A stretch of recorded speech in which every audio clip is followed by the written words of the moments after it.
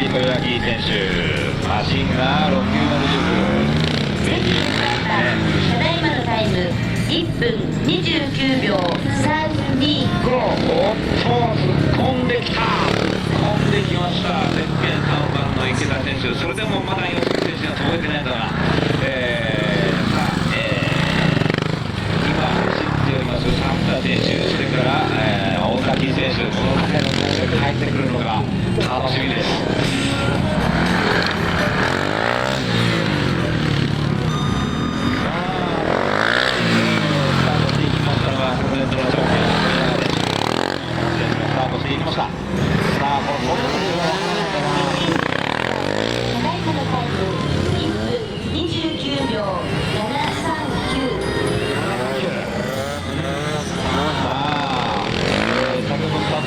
富永選手も先